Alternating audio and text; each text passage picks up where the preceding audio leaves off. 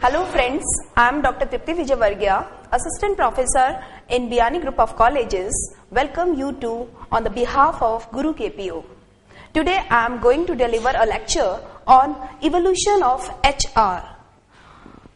First of all, I want to deliver that the HR is very pertinent in the history, and HRM, as we know that management of HR is very growing process, but it is very obvious to understand what is the HR concept. Here, various stages of HR. First of all, we talk about the slave concept. What says it? It says about the just the treatment of labor as a commodity.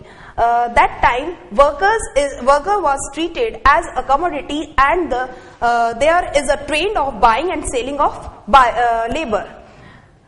When the frustration was raised up and the labor was frustrated, then the concept changed into the next stage, that is the factor of production. As we know, there are various components of factor of production as a land, rent, money, material, and worker is the one of the factor of production. Worker is treated as a tool or means. That means there is no sense, there is no feeling, there is no pain, there is no social contact of the labor as the owner thought.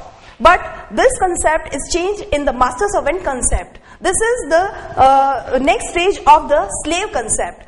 In this stage, there are various ill treatments towards the labor. And what about the ill treatment? There is no working healthy conditions, there is no motivation or fringes to the labor.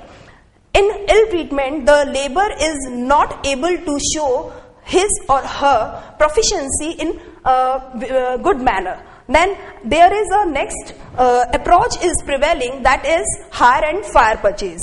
The employer hired the labor as a tool and then fire. There is no reason. There was no reason. Just next, the circumstances was changed, and there was a philanthropic concept. What it says? It says about the humanity ground. What is it? That is the employer has understand that there is no chance to do a labor treatment as a slave. Then he thought that if he wants to raise the productivity of labor, then it is very obvious to benevolent action should be taken. What it says? It says about the not only the organization but also the human grounds.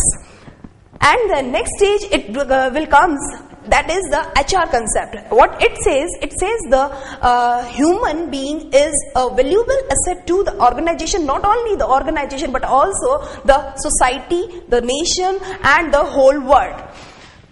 As we know, the HR is a most abundant amount on the land, so it is very obvious to treat the HR as a social being.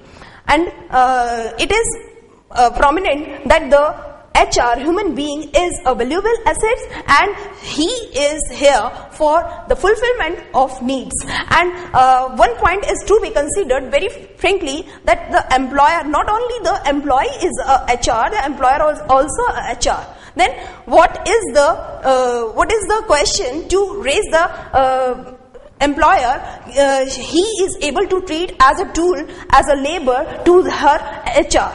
Then HR concept says that the human being will be treated as a valuable asset for the organization, for the betterment of the organization. And the prevailing concept is the partnership concept. What it says the participative management should be there in the organization. It is very well beneficial for the betterment of organization, and it is very good for the both parties. First one is employer and second one is employee.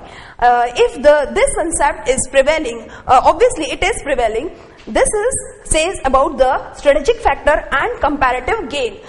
Not only the employer will gain, but also the employees will also gain with this concept. Overall, we can say at this moment, at this stage, we are facing the partner concept of HR. Thank you, and thank you. For more detail, you can visit the Guru KPO site. the site address is www.gurukpo.com.